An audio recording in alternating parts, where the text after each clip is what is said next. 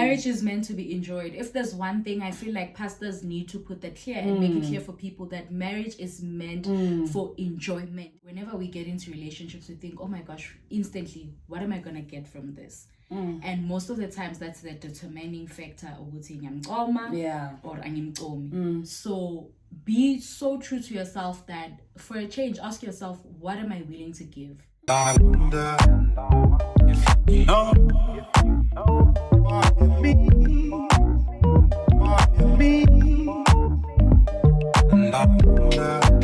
Hey dolls, welcome back to my channel. Welcome if you're new. My name is Bernice, everybody's big sister, and this here is the hashtag Sister Squad.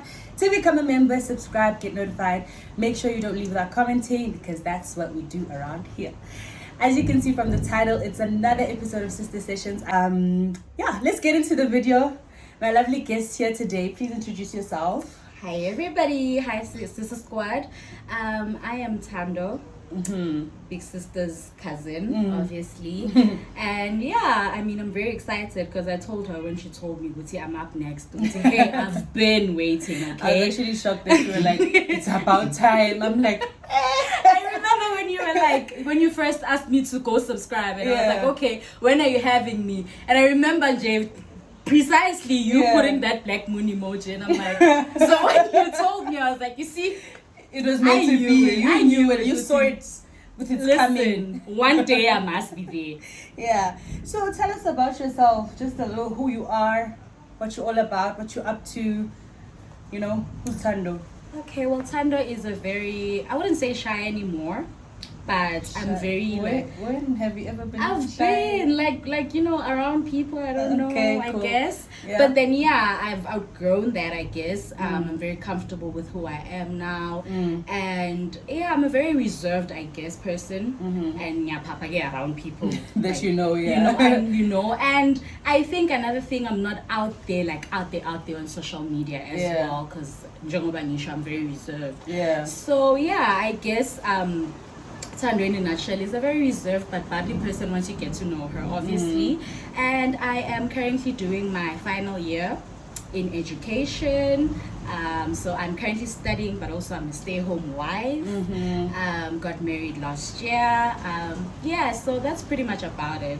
You know, when I said tell us about yourself, I thought the first thing you're gonna say is I'm Mrs. Makakula, because literally I feel like the day you're Mrs. Someone, it's gonna be the first thing I say. I'm gonna even be like, you know, like I'm Mrs. You know, you're gonna know, like within 5 minutes of talking to me, you're gonna know who I am. I feel like I've outgrown it though. It's been a year, so it's like but that's like it's nothing. You're still in the honeymoon phase. Very much so. So I'm shocked to you didn't go like. People must know me as Thando before Mrs. Makakula, because I mean, very important. It's really important. Like, it's really important to not lose who you are. Yeah. Because it's really easy. Because we often just like, you know, we naturally submissive people. Exactly. So gulula for us to just take our identity and put it in our marriage. Also, society, once you're married, there's this, mama, and it's never, the whole pressure goes towards mama. Yeah. It's never ubaba when's so. So then you lose your identity because imagine you can't go out more. You know, it's a lot. So you need to keep true to yourself.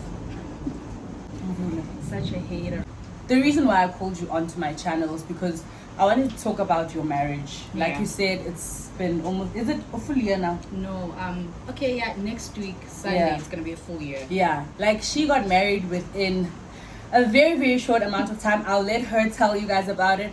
But that's why I called it to the channel, so that we can discuss her love journey and how she got where she is right now, and how the journey like transpired, because it's quite a unique story. It doesn't generally happen like this for a lot of women, especially young women. True. You didn't mention that you are 24. Turning 24 next month. So it's a very unique situation. So tell us, how did you meet your husband? Okay, like any other couple, like nowadays, we met on the social media, right? And obviously, because I was fresh off like another relationship, I was not even looking, like I didn't even like then I couldn't be rude because there's no point in being rude. But at the same time I was like, yo, I hope you're not gonna keep this up. And then Shem, he was insisting, because I was like, I'm not even gonna give you my number, like just let's talk here on Messenger and then we'll see. And then he insisted until we met up. And then when we met up, it was like, you know when they say you'll know? Yeah. Like, I feel like I had that experience, but like in that moment, it was just I don't think you were paying attention to that. Because now when I look back, I'm like, I actually knew. Like, I actually was really comfortable with this person, you know, and he has like a warm personality, like, you know. And for me, it was just the respect. So that's what obviously led on to other dates going forward. But yeah, that's how we met, basically. Okay. Yeah. Yeah, social media connects us, hey? It does.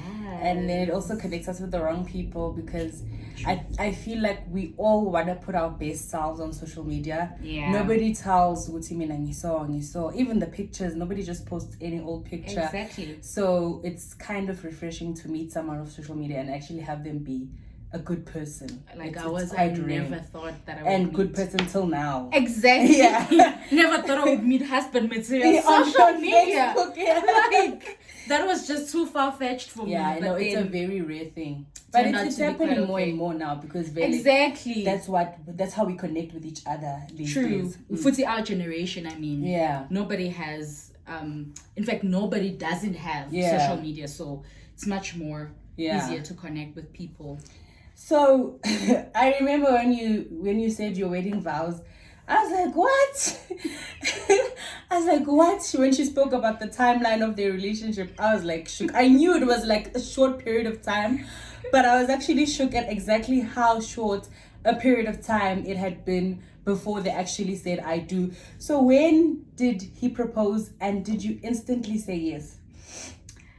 The thing is, like you said, the experience was different, because the thing about me, I'm a PK, I'm a pastor's kid. So the moment I realized that this was just too serious for me, I went to my mom and I was like, Mom, there's this guy, and the scariest thing for me right now is that he seems like everything that I've been praying for. Yeah. So that's why I'm even telling you, because it was the first time I was telling my mom about a guy. So you can think about that. Like, and I remember my mom just being so dismissive of it. It was like, Thando, please, I can't right now. You're making me weak. Oh my goodness. And I was just like, okay, and because I guess my mom's not ready for this.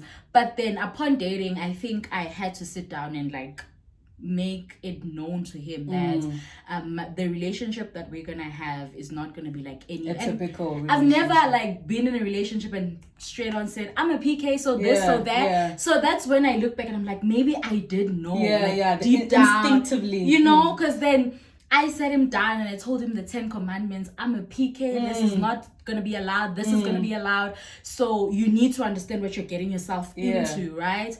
So obviously now having told my mom, and then he started being like really serious and like making his intentions clear as to Guti, and he can like lobola me any day. Hey, and it was like, okay, my guy, you serious? Or you just, you know, saying those things actually do say, you know, and it's stuff. Like maybe you're saying that because you think I want to hear that, because I'm, you know, coming off as a person that's very serious. And once those you don't have to say those things. And I was like, no, I'm serious. I actually am ready. And that's when, you know, the conversation of, okay, well then if that's the case, I need to talk to my parents, and then they need to know that this is happening. And that's when we were told that because I'm a PK, if this guy is really serious, then I can't date like any other ordinary person. This has to be a courtship. And courtship is like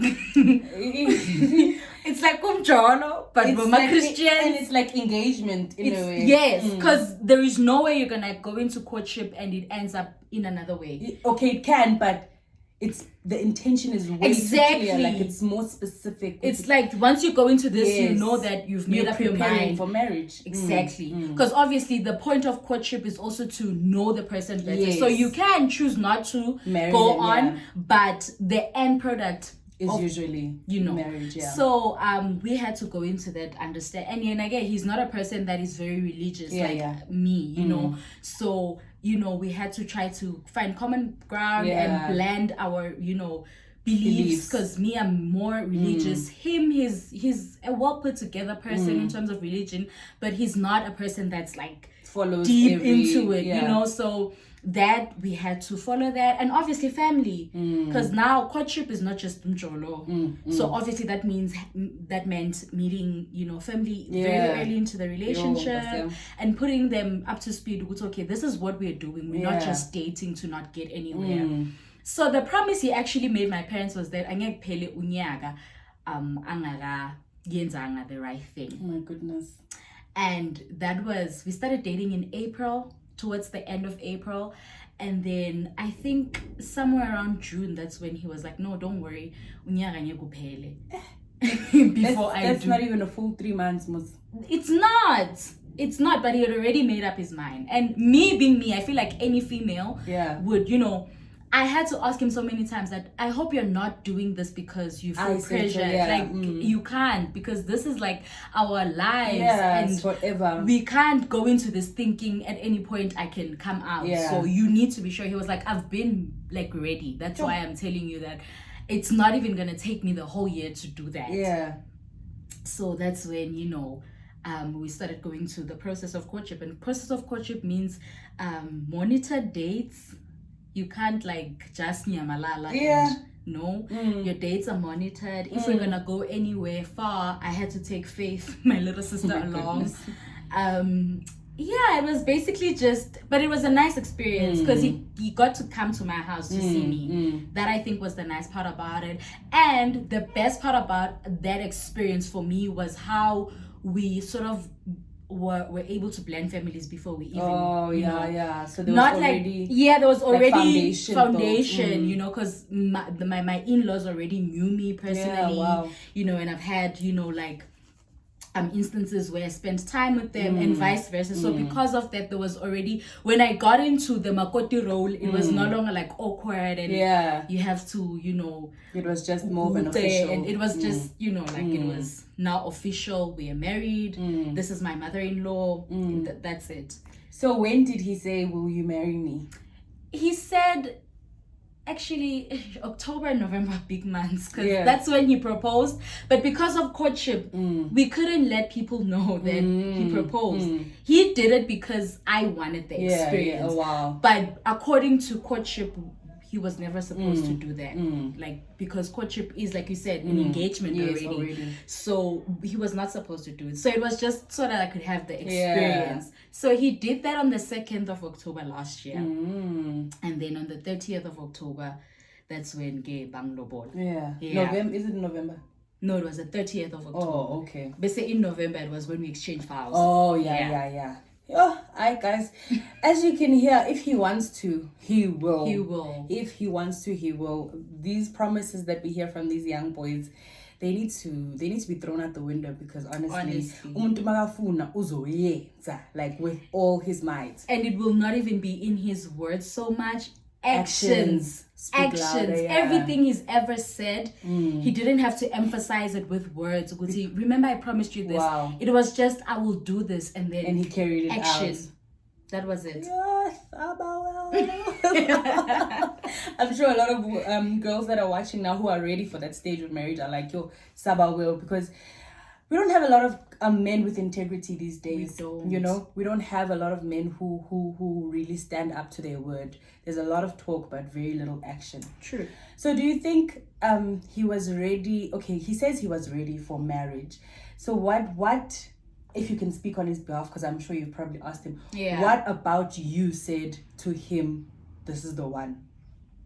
For me, it was a lot of his personality. Like, when I prayed, because I had Sierra's prayer as well.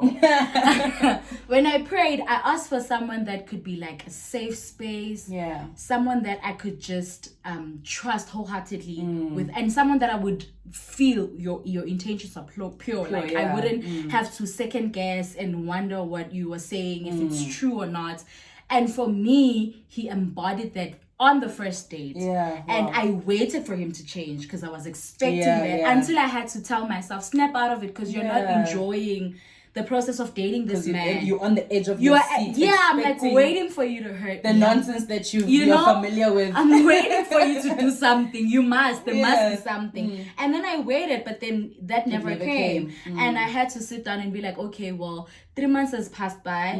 This guy has been everything that he said. And he's been consistent. Very, very consistent. I remember even like with planning dates, I knew that I see him on Wednesdays, Saturdays, and sometimes Sundays. But it's the consistency for me that until we started living together, I saw him every single Wednesday and Saturday. Wow. So it was the consistency. So it was a lot of his actions, but also how it made me feel. Yeah. How it impacted me, how he carries himself, how he speaks. Like till to this day, we've never had an argument or a debate that ended up with us exchanging words. Like he's basically never made me cry out of, you know, a bad situation or a fight. Or we've never had a fight. We've only never tears of joy. Only tears of joy and laughter because he's very silly. Yeah. But that's about it. And he's like still the very same guy that I met last year in April.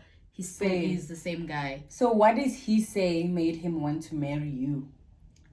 He says it's a lot of things. I'm sorry you have to speak for him, but like if you had to sum it up, why do you think he chose you? He says that it's my character apparently, because he was insisting right on a first date and and I was like, you know what, since you are so insisting on meeting me, let's just come through to my hood and then let's meet there. And then he was like I wanted to take you out, you know, and I was like, no, I don't care about that, you want to meet me, right? Yeah. So for him that was okay. And he was like, okay, what should I bring? Yeah. I was like, you don't have to bring anything. He was like, no, I can't just come see. I was like, okay, just bring me milkshake or something. Yeah. And then for him, that was like, okay, any girl at this point would take advantage of the date. Oh my word. You know, so it's not so much about getting to know the person, but it's also just, you know, like getting to choose whichever restaurant. Yeah.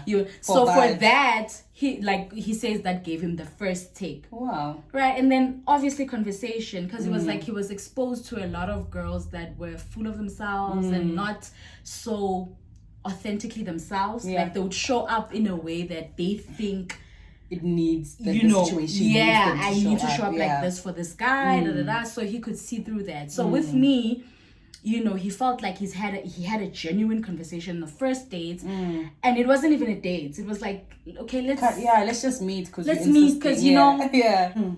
And so within the conversations, that's where you see, okay, I'm learning a lot about this person, but also I'm getting a peek at their brain. Yeah. So for him, he was like, okay, I saw how you're carrying yourself, and it's just like it said a lot about you in general. Noguti, like how were you raised? I feel like that's something that's you never think about it until you know you're in a situation where you realize, Guti, if you were raised differently, you know you would you act differently.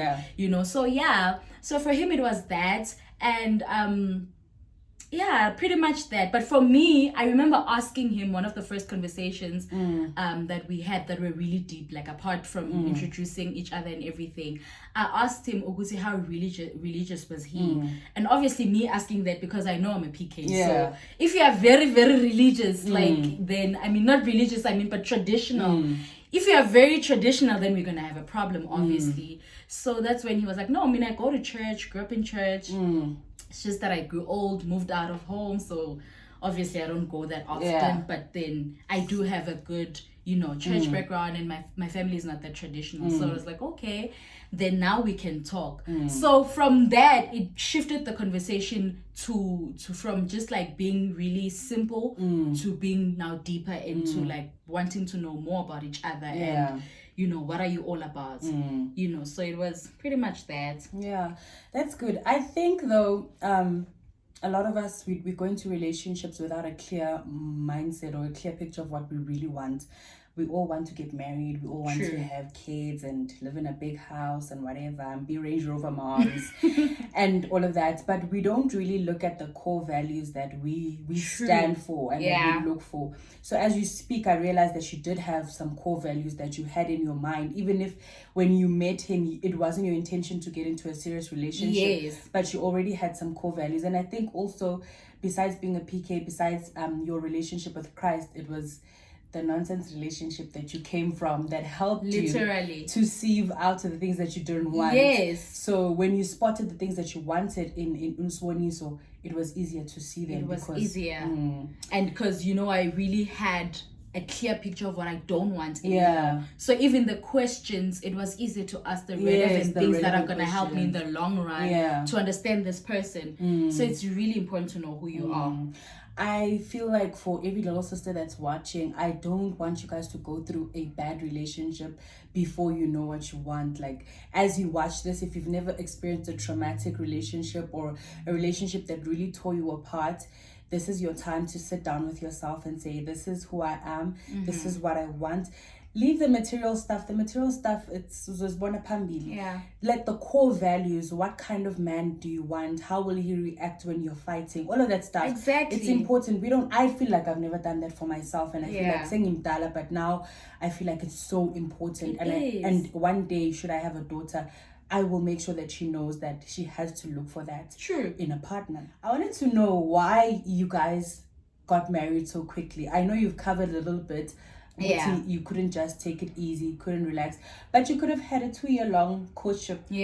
So why the decision to get married quickly? And you guys, if you've been subscribed here for long, you saw me covering her wedding, her lobola celebration. You saw it was a small, intimate thing amongst loved ones. You could have waited 2 years to prepare for a big wedding. What made you guys say, I do? Well, that part mostly was because, having like adults, like religious adults, like explain to us what courtship is and what it's about. It was said by our elders, Guti, courtships have a trend of, experiencing like big challenges, because you know how the devil, like, this is gonna sound really cliche, but the devil is really against marriages. Too much. It's against the union of two people coming together and all of that. So the problem with courtships is that once they are prolonged for too long, then from outside that disturb the whole process. So for it ukuthi lento iveli hlangane masinya, you need to make it as something that's just gonna last a really short space of time, and then but obviously in that short space of time, you need to be true to yourself, because you wanna find out if this is someone I can truly spend forever with. Forever is a long time. Nobody ever gets married to get divorced. So that's why you need to be true to yourself, so that if he notices along the line, I don't like you when you are angry, or I don't like, then it's things that you are able to see if you can maneuver around it, or this is it, like we can't go on from this, so that's one of those reasons. And then the part about us exchanging vows, that was not part of the plan. I don't know if you remember, I asked you during the week of exchanging the vows that please make me the invitation. That part was a very big part of being a PK. So apparently I, as a pastor's kid, I had to do that, so that it is known that you are married, that I am married. I did not just move out of home, and that especially because I was moving out of home. So that was a necessary part, and because I wanted to honor my parents, and in as much as I wanted to move in with my daughter, I felt like that was so unnecessary, because we are gonna have a big white wedding, and obviously this is not part of our plan. I don't want to have a small intimate no, but then we had to do that. I had to understand that in as much as this was about me, I still had to honor my parents so that they could be happy with my union. Know very well that I did everything the way my parents wanted it at the end of the day. It's very important to honor your parents, because going into a relationship that they do not support, or going there without their official blessing, would have created some other mess for you. So I understand that part. I didn't understand it before, but my friend Blessed also kind of had a similar, not experience, but a similar belief. Her dad had the same belief. She's not married until she says I do. Exactly. So to live with her husband just because umlobolile, to them they don't recognize it. As much as in the black culture, ilobola is marriage. Everything. I truly believe that. It is. I truly that's traditional wedding. That's a traditional wedding, yes. But as Christians, we need that I do, that promise, and that blessing from God. Exactly. That is official. So I understand why your parents felt the need to do that. No, you are absolutely right when you say, Guti, the devil is against marriage. You can see the trend in divorces, the trend in infidelity in marriage. Oh my gosh. There's no peace in the home, especially when it's a marital home. And yeah, the way exactly. Like also, I think that's one of the things that made me wonder, so why is this guy so like, why you so and like, you're so young? And he's like, no, I really want a life partner. And I'm like, it can't be my guy. Are you sure? Rare occurrence. Exactly. I'm like, are you sure, Guti? Like, it can't be. Yeah. Maybe you're looking for a steady girlfriend, but marriage, think about it. And it's like, no, I'm serious. I'm really ready. So, as this is just my observation, and I've been thinking about it a lot. It's one of the reasons why I actually called you to come and talk to me about this. Like, I've observed that girls or young ladies who are closer to their fathers or have a really healthy relationship with their fathers, they seem to do a little bit better in relationships. I don't know, maybe it's just like I've observed it with a few people, you especially, blessed, you are the more closer people, so I have more experience with you too. But I feel like a lot of young ladies who have a really healthy, good relationship with their fathers seem to do better in relationships. Do you think that's true? And also, do you think your relationship with your father has anything to do with how you act in relationships or in your marriage right now? True, definitely. It plays a huge role. Till to this day, my husband will tell you that when I have a girl child, like, I want the relationship you have with your dad. Wow. So it's played a huge role in me just choosing the right person. But I feel like at the end, we all have our fair share of, donkeys before we meet the right one. But for me, obviously now, knowing how serious this guy is about me, like, I had a lot of referencing to my relationship with my dad, like, in terms of really give me the last piece of meat, like, from light things as that to the bigger things, like, he started playing a very husbandy role from a very early stage, and that really was one of the things that approved me that, okay, I will be in good hands. Because I remember I had an incident, my phone fell in water, and it was really a lot of money to get it fixed. And he did that. Like, it was those things of him just initiating out of nowhere. And I was working last year. It's not that I couldn't afford to get it fixed. It was just that it was a lot of money. But I could have done that by myself. And it was just like, him stepping in all the time. And, even with family, like, if we have to go somewhere and he's around, I'd be like, okay, I'll take you guys. So those things definitely that made me see, it's okay, this guy is definitely husband material, and he is very also family oriented. Like, he's such a good brother, like, good son also. So when you get to really see the person's character with how the family how it interacts with his family. And how they perceive him also, you could see it's okay, they quite, like, they really think highly of him. So that really helped him too when it comes to, like, just me taking him serious. It's okay, in a family I can mistake actually. So let's address that. We talked to Guti, you have a close relationship with your dad. So how was your dad now realizing and how was his family realizing like, how did the two sides react to this huge decision? Like, I'm gonna start with his family. His family was really happy about it. Like, his mom was very, very happy, very proud. I think that's where now you see as a woman, Guti, I did well raising this person. I didn't have to tell you, Guti, hey Baba, like, the fact that you are coming to me and saying I've found the right one, and also my mother-in-law, being the woman she is, she's not the type to say, she was just excited to meet me and be like, okay, so this is the person, okay, and like, what how can we support this whole journey, and what is required of us. It was like that. So from his side, it was pretty chill. And then from my side, literally, I remember when we had to tell my dad the first time that I'm gonna have to go through courtship. Like, basically, there's a guy. I remember mina no faith beswear it down.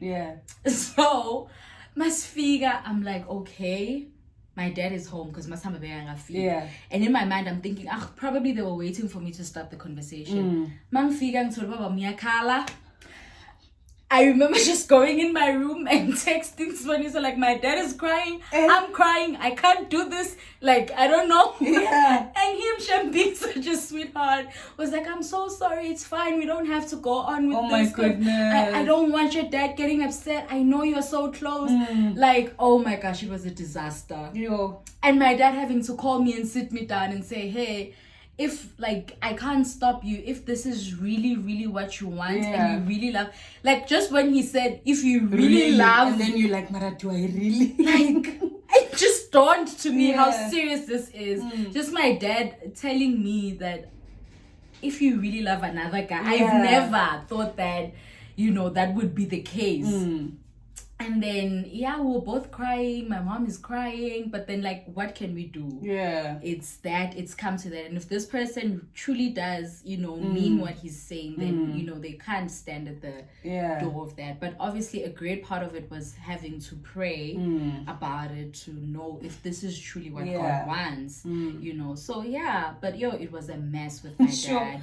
And I remember even the day you exchanged vows, it was he was crying, your mom was crying. I was like, oh my God, get over it. And you're like, you've known for this long. Like, please, you can't be crying now. I was like, dude, relax, Atu. And you guys were okay. You guys were excited. You were the ones who were supposed to be crying, and your mom and dad. It was so funny. Relax, but I understand. You're young. Yeah. You know, you're the first daughter. It's a big step. It's like, a different experience altogether. Because obviously they never in their wildest dreams thought that I'd get married at that age. Yes. So I can imagine. How hard that was. So what have you learned about marriage so far? What's your favorite part? What's your least favorite, if there is? I feel like I've learned 3 things, and I'm not gonna put them like in any order. Yeah. It's just these 3 things. Firstly, finances. Okay. And then communication, and then praying. With regards to finances, it is said, I don't know how true this is, that a lot of divorces also, you know, come to finances. You know, finances. So transparency is key when it comes to finances. One of the first things that my husband did before we even got married was show me his payslip, and that was so uncomfortable for me. That was just transparency on another. Like, hey, guy, you don't have to. And he's like, please, hey, I need to. Are you sure this was like human? I don't think so, because I think people think maybe English. Yeah, true. Or English. It's either not human. And I was working at the time, obviously, but to him it was like, obviously, yes, you're working, but you know, you're still living under your parents' house, so they probably still do a lot of things for you. So I don't know what they are doing up to where and what your life looks like right now, but I want you to see this so that you don't have maybe high expectations and I can't, you know, meet them. Or you maybe think that it's gonna be like a hoo-ha, oh my gosh, what if he cannot maintain me, you know, so he was like, this is me and this is what I can do for you moving forward. We can discuss allowance, we can discuss this and that, and this is what I can do, you know. And hence me deciding that I'm not gonna go to work this year. It was based on that. We were able to sit down again and be like, okay, because I'm gonna stop working. And I was like, no, it's fine. I will be able to, you know, take care of you regardless of, you know, you working or not. So it was that. That is really, till to this day, we still sit down and budget if we need to. If there's something new that is introduced that we need to take, like it was winter. So it was the first time, obviously, we spent winter together. So we now had to go back to the budget and say, okay, it's winter now, we're gonna need to spend more because you know, we need to use more lights or we need to use winter clothes, you know. So we had to go sit down and check how can we, you know, juggle our budget to fit everything that we need now moving forward. So that is very, like, in our relationship, like, you can use my card, I can use your card. There's no this is mine, this, there's just that much transparency. So I feel like it's vital, because then some of us go into relationships thinking he can afford this, because you're looking at what he has clothes, already, exactly. You don't know how it took for him to have that car that he has, what is his monthly installment and all of that. So that puts a lot of pressure off of you having expectations and him looking like a failure. It's not even intended. He didn't know that you expected so much from him. So it's really important. That's one thing that I've learned. And communication is important. And I thought that communication is basically saying something to the next person and making sure they heard you, whether they take it or they don't. And I had to learn that no, communication is sitting down and actually having common ground and agreeing to disagree if may be, but just basically hearing the other person's view of what you want to do, not just telling them, hey, mina ngiyahamba ngigiti, I don't know how you feel about that, but it's whatever. It's not that.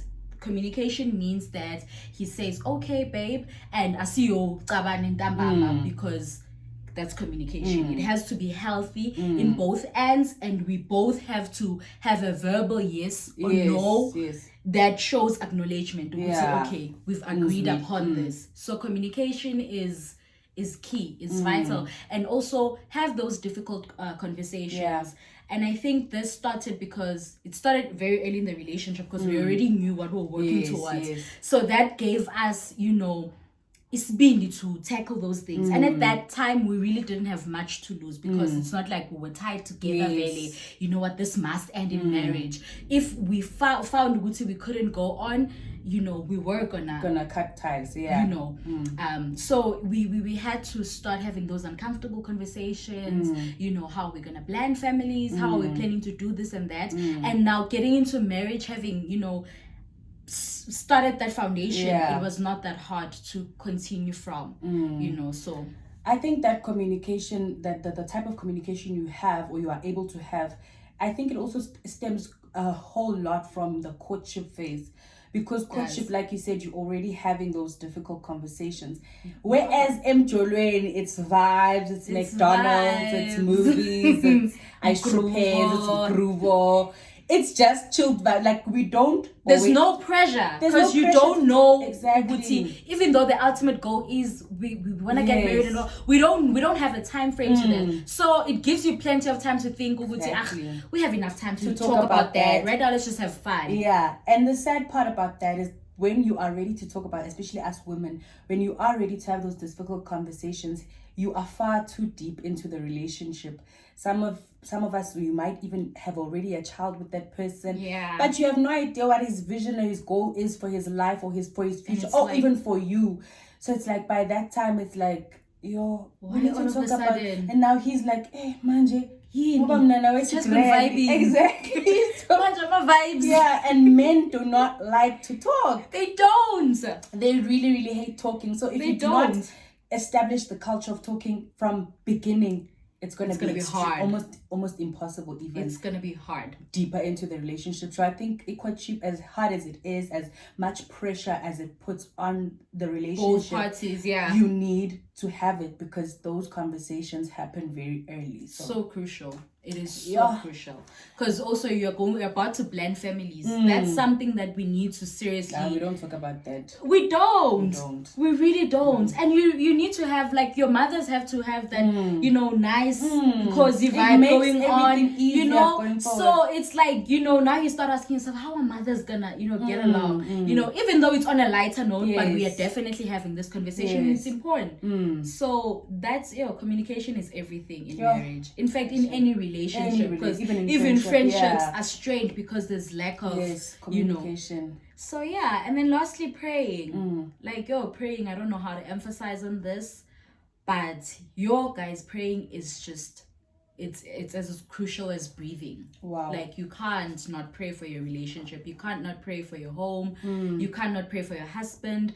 And as we all know, men don't like speaking, you know. Us women, any minor inconvenience, you calling like, my husband, we need to talk, you know. And even with them, like, you know, we need to talk. So with them, sometimes because they're a man, they feel the need to be strong and, you know, masculinity at the end of the day. So they don't always want to, you know, share their feelings. I had a bad day at work, so and so did this. So if you pray for them, it's like you are sort of protecting them also in a way, and you are just I don't know a better way to explain protection basically, but you are putting them before God and saying, God, like, just have your way, because I know I'm a wife, but I know that also my means are limited. I can't know everything. I can't be everywhere with him, and you can't be everything to him as well. Exactly. So the parts that I don't know, please cover him, you know. So that's so important. Also just to pray for your marriage. You know, I remember reading this book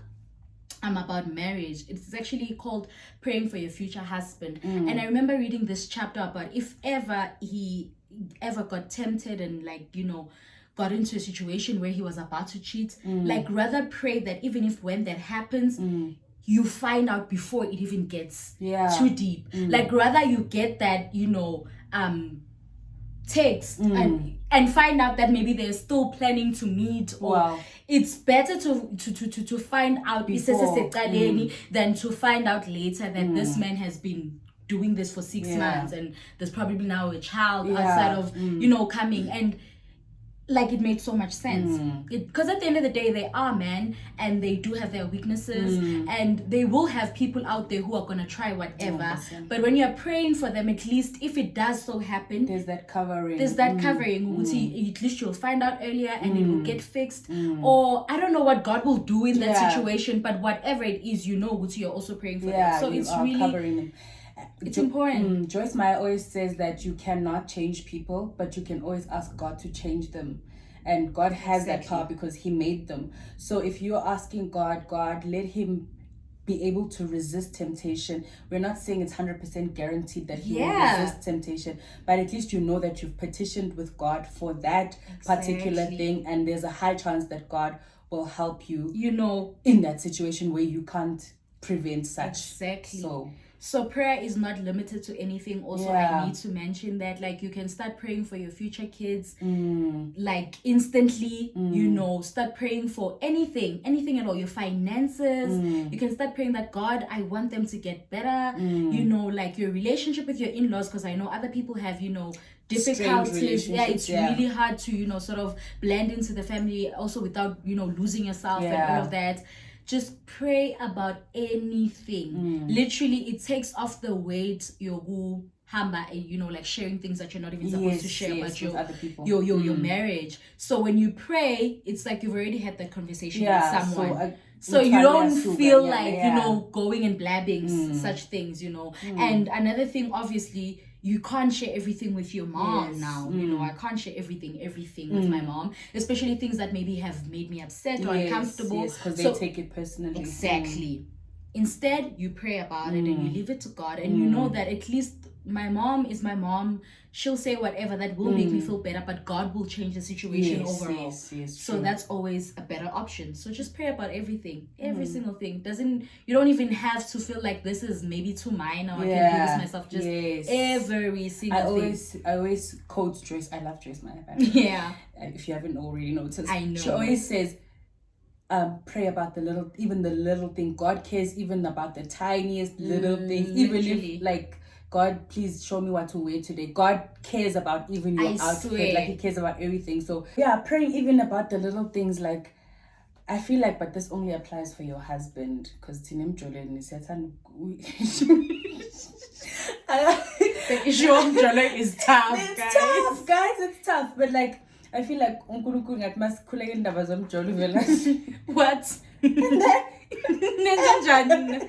But, like, if you, for instance, if there's something and that you really desire, even if it's petty, like, I want him to hold my hand in public, like, you can ask God, say, like, I really want him to hold my hand, like, it would mean so much to me, and when I express myself to him, let him understand me. Like, you can ask for those favors, so from God, because the Bible says that you have not because you ask not. Exactly. So we have the right to ask even for those little tiny things.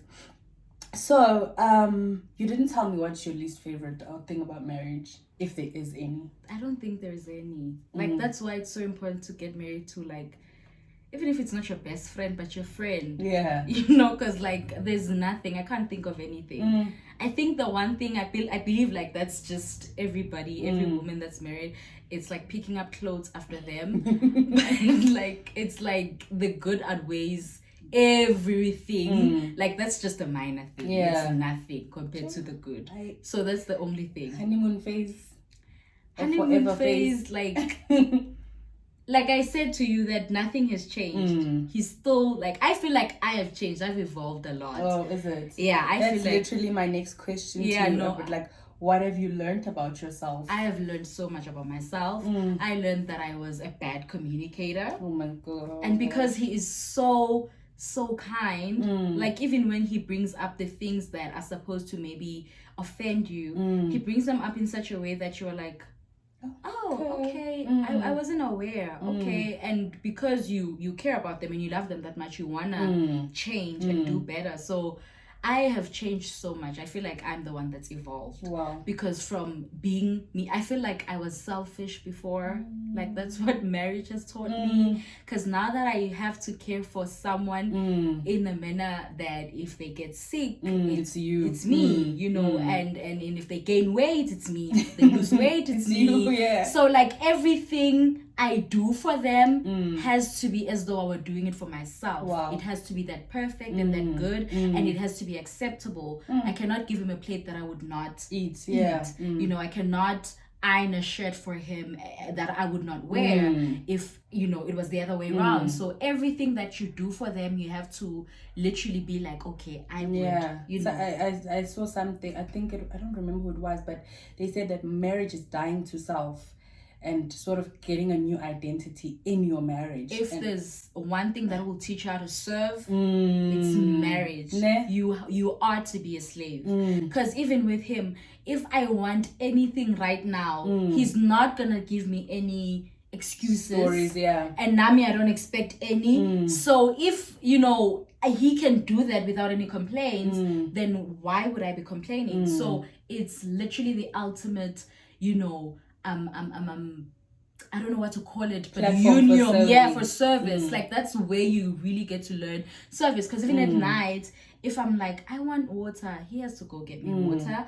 And even if for me, because I'm not about to go and get myself water, but it's like he doesn't have to. He can simply say, I mean, come on, Thando, just go and get yourself water, yeah. You know, but then he will go get me water. So it's like, if there's anything that I can do, anything at all to make him more happier, then it's fine. I will do it. So it's like literally the ultimate act of service. Yeah. I don't think there's any service that is beyond marriage. Because remember, it's a 24/7 institution. I know my holidays. I know guti 5 business days. Yeah. No. Literally. Till the end. Yeah. So Velenje, it's just serving YY. And that's when I started learning, I was selfish because I wouldn't do this. That's when you start realizing, I wouldn't do this. Wow. And then you're like, okay, that means I'm learning. That means I really am growing. And just putting him first. Oh my God. Every Sunday I make sure that he's dressed, his outfit is ready, like everything is fine with him, and I'm the last one. Imagine. Like, literally, I'm the last person to, if I want a little extra time with makeup this Sunday or whatever, I need to wake up an hour earlier so that I can make sure he's fine before. And at no point do I ever say, I'm starting with me today. Never. Wow. It's always him. Always. And clearly you were ready for this commitment, hey? Yeah, it seems that way. Because even like the shifts, because these are big things I'm talking about, but then the shifts are minor. But then I feel like everything boils down to how much you really love that person. Because if you don't love them, it's easy to just be like, I need a break. I need to, I need a day for myself. Like, there's no day for yourself in marriage. Please. we need to put that out there. Those who are praying for marriage, this is the honest truth. I don't think a lot of people talk about. They talk about begezela. Yeah. No, but then that's like the old narrative of marriage. I hate that narrative. I was accidentally watching something on Moja Love, and they were talking about their anniversary, and they're like, yeah, silana ngokubegezela. Just that's the advice we would give young people, begezela, and it's such a bad picture of marriage, because when you think begazela, you're thinking all the bad stuff. Yeah, that I have to basically persevere through. It's like surviving marriage, not enjoying marriage is meant to be enjoyed. If there's one thing, I feel like pastors need to put that clear and make it clear for people that marriage is meant for enjoyment. If that's where you need to fully be yourself, that's naked, like in any possible way that you can think of, that's where, because you know you are accepted for who you are, and there's no other version of yourself that can never be accepted. Like I'm saying, that I've evolved quite a few times, and this man has to love me through all of that, and also for me to have the confidence that even if tomorrow I can wake up and say I'm a Beyonce, he must love me through my Beyonce and love me through, I don't know, my what phase, but through everything. And vice versa. You get what I'm saying? Because sometimes you meet someone, they're size 32, and then along the way they're 38. You need to still... You know, and if it so happens you don't like that version, then talk to them about it. Again, communication. Kindly so.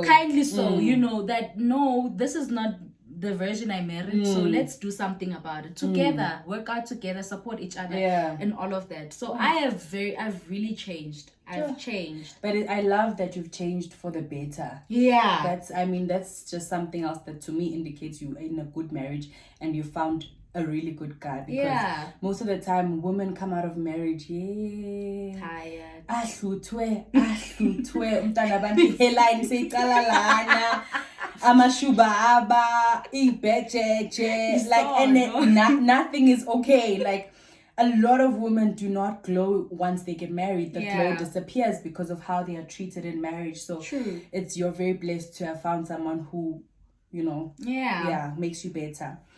So what are your goals for your union, for your marriage? We don't have like a clear vision board, but like just as a couple expanding and not standing in each other's way in terms of like the goals that you have for yourself as an individual, because obviously before marriage you were you still had goals, you still had dreams and so forth. He's really business minded, so we are I'm actually also investing into what he's busy doing right now, obviously. So I'm supporting him in that, and obviously because I have not been working this year, so that has also given me more time to be very supportive in that. So it's basically just growing as a couple, because we also want to have things for ourselves as a couple that, you know, can possibly be things that we can pass down to our children one day.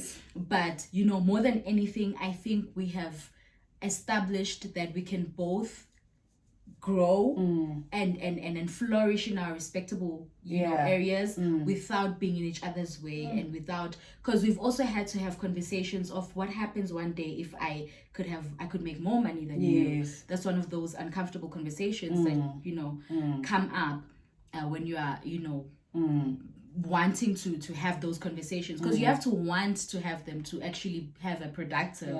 So, you know, we've sat down and we've spoken about those things, the possibility of it happening, and, you know, we've had a very good agreement. We'll see, this is how we're going to handle it, and at the end the man is still the man, the woman is still the woman, and it's really also very important, because I don't know what's with this new narrative of like gender roles being I don't know. I get what you're saying. Like, it's like we are, what am I saying? We're trying to move away from how our parents did marriage. But we are in the process discarding things that are actually really supposed to be the foundation of marriage. Way, we are supposed to play certain roles in marriage.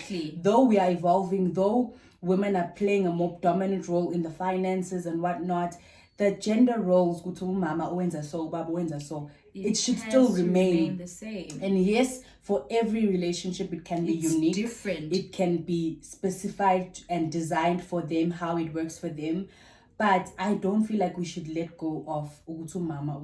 Yeah, because then ultimately we're gonna change the whole idea of marriage to suit us. So we shouldn't.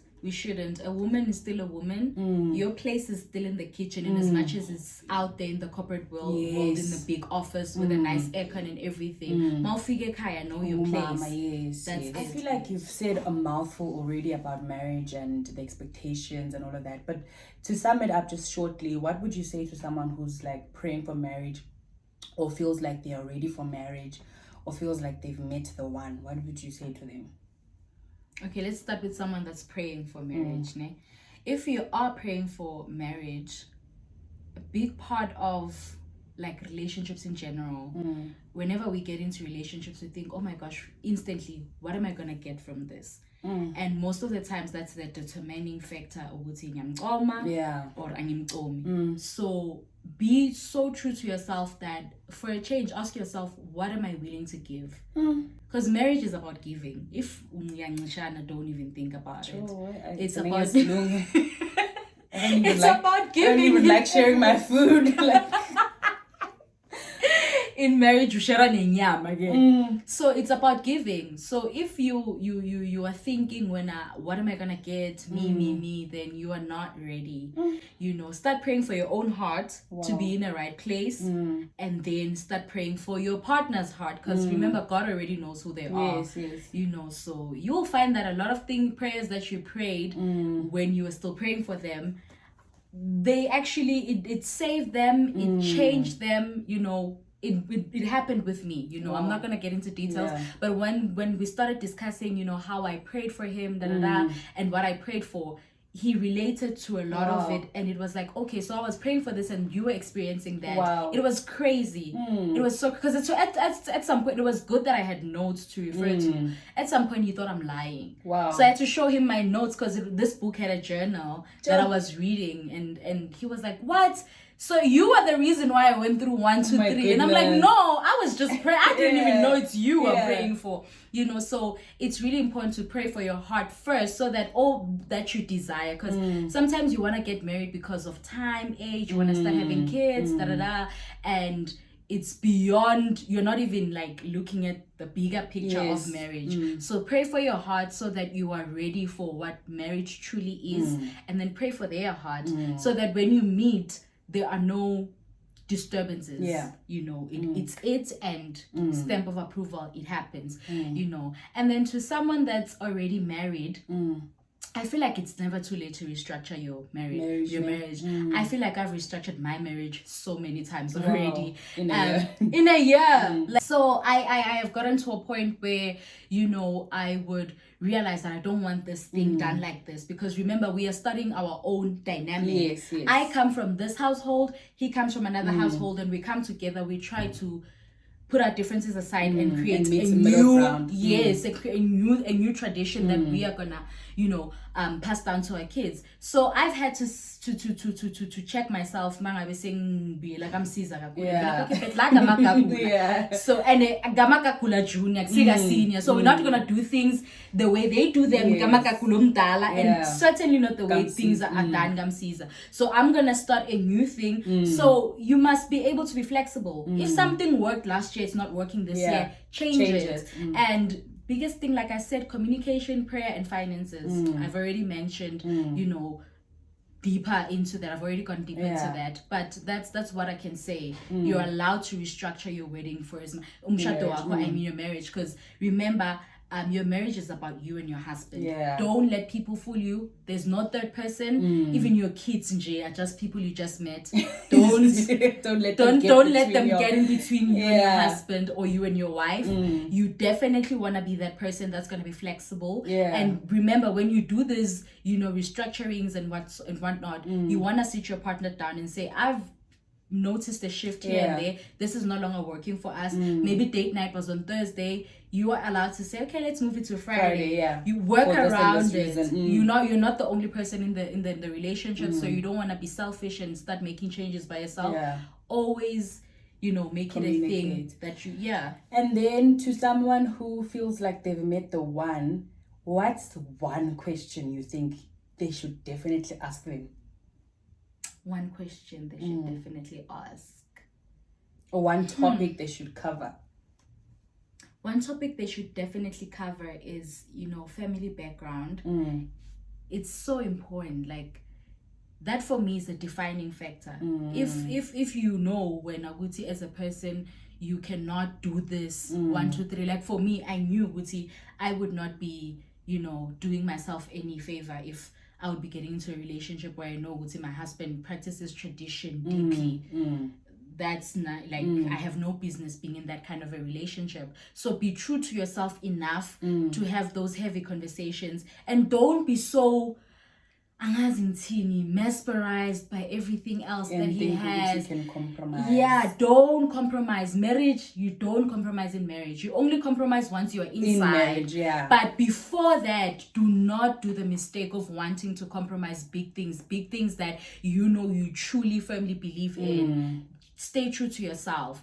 And that's why I said to someone that's praying for marriage, pray for your own heart, know your heart, so that you can know who you truly are and what you will stand for. So that, because it's easy to just meet someone, get married to them, only to find that you don't even have an identity as yet.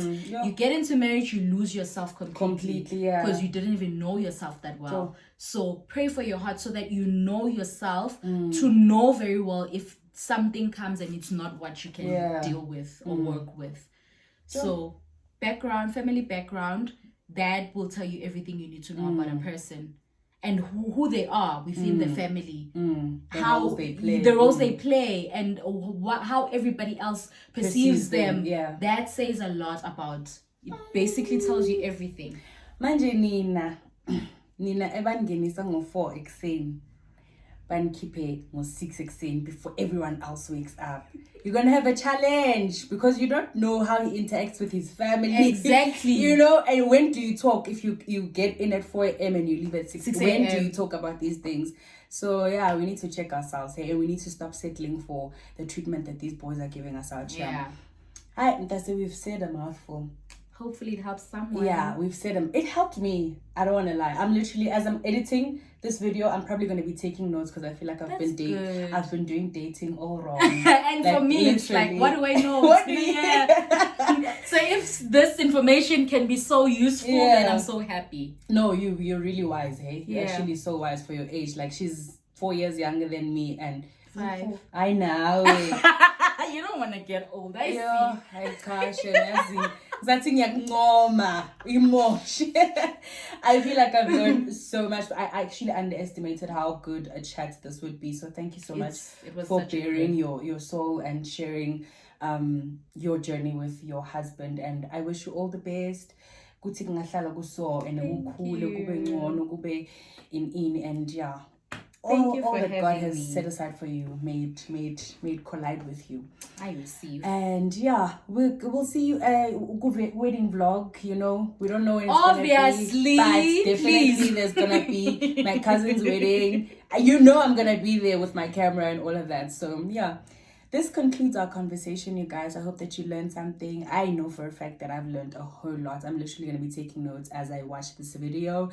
I hope that you enjoyed Sister Sessions and you're excited that it's back. Thank you so much once again, Mrs. Makakula, for coming. Thank you for having me. And thank you to Habi for letting you come and talk about your journey. I know. And all of that. Because obviously it's important that he also feels comfortable with that.